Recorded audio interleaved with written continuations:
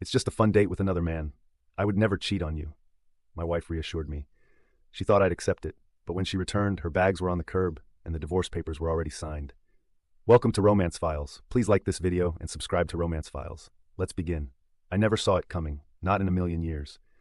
The woman I had devoted my life to, the one I believed was my forever, shattered our marriage with a single casual sentence. I'm going on a date. For a moment I thought I misheard her. Maybe I was imagining things. I laughed, waiting for the punchline, but her face remained disturbingly calm. There was no smirk, no hesitation, just cold, brutal honesty. A date? I repeated, my throat tightening. Yes, with a coworker, she answered, her voice eerily casual, as if she were talking about grabbing groceries. My world tilted. 7 years of marriage flashed before my eyes, the trips, the laughter, the whispered I love yous in the dead of night, all of it now meaningless. I clenched my jaw, my chest tightening. Lucy. No, not Lucy. That name tasted like poison now. Let me get this straight, I said, my voice low and controlled. You're telling me, your husband, that you are going on a date, like an actual romantic date, with another man? She sighed dramatically, as if I were the one being unreasonable. I told you, our life has become boring. I need some excitement. It's just dinner. Just dinner? I repeated, my voice growing dangerously quiet. She rolled her eyes. Don't be so dramatic, it's harmless.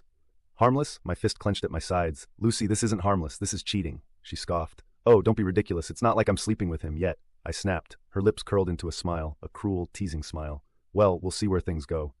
The woman I loved was gone, and in her place stood someone I didn't recognize. Lucy, or whatever version of her existed now, pranced around the room, slipping into a deep red dress that hugged her body in all the ways she knew I loved. A deliberate, calculated move. I should have walked away. I should have packed a bag, left, and slammed the door behind me. But no, I stood there watching as she applied her lipstick, my fingers curling into fists. You don't get to do this, I said, my voice laced with venom. She turned to me, amused. Do what? Destroy our marriage in real time? I spat. She tilted her head, pretending to consider my words. Then she reached for her purse and slung it over her shoulder. Relax. I love you. This is just something I need to do for myself. Something inside me snapped. You walk out that door, Lucy, and you don't come back. She smirked, running a finger down my chest. You're so cute when you're mad. I yanked her hand away. Enough! She chuckled, and with one final wink, walked out the door. I stood frozen.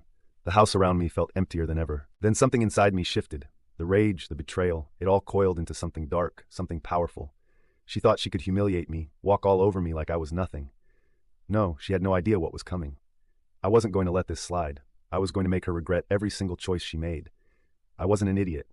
Lucy thought she could manipulate me into accepting her infidelity, but she underestimated me. She thought I would be the pathetic husband waiting at home while she lived out her reckless fantasies. She was wrong. The moment the door shut behind her, I got to work. First, I grabbed my phone and called my best friend Matt. He picked up instantly. Yo, man, what's up? Lucy is cheating, I said, cutting straight to the point. There was silence, then a sharp inhale. What the hell did you just say? You heard me. Dude, are you serious? Dead serious. Matt cursed under his breath. Tell me everything. I did, every disgusting, heart-wrenching detail. By the time I was done, he was fuming. You need to get the hell out of there, he said. No, I said. I'm not leaving. Then what the hell are you going to do? I smiled darkly. I'm going to destroy her. I needed proof. If I wanted to come out on top, I needed to document everything. I started small, checking our shared finances, tracking her spending, noting every suspicious transaction. Then I did something I never thought I'd do. I went through her phone. She was careless, too confident. The messages were all there. Explicit texts, plans for a weekend trip, flirty emojis, everything I needed to confirm my worst fears. And then the final dagger to my heart. Her messages to her lover, Michael. Lucy, I can't wait to finally be alone with you. My husband doesn't excite me anymore. You make me feel alive. I clenched my teeth so hard my jaw ached. She was disgusting, but she had no idea I was already 10 steps ahead. I wasn't going to let her come back home like nothing happened. While she was out playing the role of a free woman, I was making sure she no longer had a home to return to. I called a locksmith. How soon can you change the locks? Tomorrow morning, the guy replied. Perfect. Then I ordered a new nameplate for the front door, one that displayed only my name, Lucy's name gone, erased, as if she never existed. I was going to make her feel what I felt, utterly replaceable. When she came home that night, she was glowing. The audacity. Hey, babe, she chirped, acting as if she hadn't just gone on a date with another man. I forced a smile. Hey, how was dinner? Her eyes sparkled. Oh, it was nice. I nodded. Glad to hear it. She paused, sensing something was off. Are you okay? I walked over, pressing a soft kiss to her forehead. Of course, darling, she smiled, relieved. She had no idea that by this time tomorrow, her entire world would crumble. She had no idea she was about to lose everything. The next morning, Lucy was in an annoyingly good mood. She hummed to herself in the kitchen, making coffee as if she hadn't just ripped our marriage apart. She thought she was in control. She thought she had me wrapped around her finger, that I would sit back like a loyal, pathetic husband while she explored her excitement. She had no idea what was coming. I sat across from her, stirring my coffee slowly. So any plans today? She glanced at me, hesitating. Oh, just work stuff, she lied. I knew exactly where she was going. I had her entire weekend planned out already. Sounds fun, I said smoothly. She smiled, probably relieved I wasn't fighting her on this. She was mistaking my silence for acceptance. That was her first mistake. That night I called my lawyer. I want a divorce, I told him, my voice devoid of emotion. Understood, he replied. Do you have any proof of infidelity? I smirked. More than enough. I sent him the text messages, the trip details, and the recordings of her justifying her actions. This is perfect, my lawyer said. This will ensure you leave with everything. Good, because I wasn't just leaving. I was taking everything she valued with me. Saturday morning arrived, and Lucy couldn't contain her excitement. She was glowing, practically bouncing around the house as she packed her things for her little weekend getaway. She actually had the audacity to walk up to me and kiss my cheek. Don't wait up, she teased, winking. I forced a smile. Wouldn't dream of it. She thought she was walking into the best weekend of her life. She had no idea she was walking into her own downfall. The moment her car pulled away, I sprang into action. The locksmith arrived within the hour. New locks, new keys, new reality. Then I removed every trace of her from the house, her clothes, her personal items, her name from every bill, account, and legal document.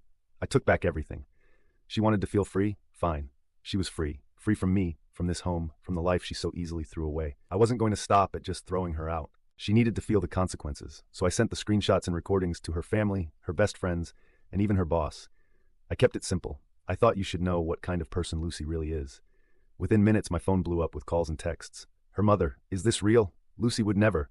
Her best friend, oh my God, what the hell is she thinking? Her boss, we need to have a serious discussion about her professional conduct. Perfect. Sunday evening, she came home. Correction, she tried to come home. She fumbled with her keys, confusion turning to panic when none of them worked. She pounded on the door, screaming my name. I took my time. I let her suffer, let her feel the weight of what she'd done. Finally, I opened the window and leaned out, my expression cold and detached. Check the nameplate, I said. She turned, eyes scanning the door. When she saw that her name was gone, her face crumbled. This isn't funny, she choked out. It's not a joke, I replied. This is what you wanted, your freedom. Her eyes filled with panic. No, no, no, please let me in. I can explain. I shrugged. Not interested. She collapsed against the door, sobbing. Good, let her feel it, let her drown in it. She spent the next hour begging and pleading. She swore she was sorry, that she had made a mistake, that she loved me. You don't get to cheat and then come home like nothing happened, I said coldly. But I raised my phone. Keep talking, Lucy. I'll make sure your parents, your boss, and every single person you know gets a front row seat to your downfall. Her face drained of color. Checkmate. She tried one last trick. Tears, seduction, promises of change. I didn't buy it. You already had your fun, I said. Now you get to live with the consequences. She gasped, clinging to my arm. Please, I yanked away. We're done. Now leave. She hesitated. Where will I go? I smiled. Not my problem. She had destroyed us with her selfishness. Now she could deal with the wreckage alone. 2 days later, the divorce papers arrived at her office. She refused to sign it first. She begged me to reconsider. I didn't. You made your bed, I said, staring her down. Now lie in it. She broke down. She had finally lost everything, and for the first time, I felt peace. Lucy didn't just lose me. She lost everything. The fallout was swift and merciless. Her family was horrified. Her mother refused to even speak to her. Her boss fired her on the spot. Turns out, sleeping with a coworker while married didn't exactly scream professionalism, and Michael, her lover, abandoned her the moment things got messy. He was a coward, a man who only wanted the thrill, not the responsibility. The second Lucy's life fell apart, he ghosted her. Now she had no husband, no job, no home, and no affair partner to run to. She was completely alone. She called me over and over. I ignored every call, every message, until one day she showed up at my workplace. I should have had security throw her out, but instead, I met her in the parking lot, arms crossed, as she stood there disheveled and desperate, tears streaming down her face. Please, just talk to me. I didn't say a word. I made a mistake, she sobbed. I should have never. God, I was so stupid. I raised an eyebrow. You think I'll do anything? She whispered. I'll be the perfect wife. I'll make it up to you. Pathetic. I took a step forward. Lucy, I said quietly, what exactly do you think happens now? She blinked, hopeful. We fix this? I laughed coldly. No, I finished watching your life fall apart. Her face crumpled. You wanted excitement, I reminded her. Well, congratulations. You got it. She collapsed to her knees, sobbing. I walked away. My revenge wasn't just about kicking her out. It was about making sure she never recovered. She tried moving in with friends, but none of them wanted anything to do with her. She tried getting a new job, but no one would hire her after the scandal. She had ruined herself, and I thrived. New job, new house, new life, and eventually a new woman. Months later, I ran into Lucy at a coffee shop. She looked broken, her hair unkempt, her clothes worn. The second she saw me, her eyes lit up with desperate hope. Can we talk? She pleaded. I sighed. Lucy, there's nothing left to say. She swallowed hard. Are you seeing someone? I smirked. Yes. Her face shattered. But no, I said firmly, there is no we. She trembled. Do you still love me? I looked her in the eyes and said the words that destroyed her. I don't even remember loving you. She choked back a sob. I lost everything, she whispered. I nodded. Yeah, and you deserve it. Then, without another glance, I walked away. Her punishment wasn't just losing me, it was knowing she could never get me back. The divorce was finalized. She tried fighting it, but with all the evidence, she had no case. She lost everything in the settlement.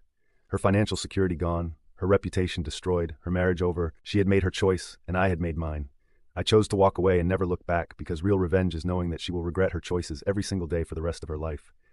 For the first time in years, I felt free. No more lies, no more betrayal, just me, my future, and endless possibilities.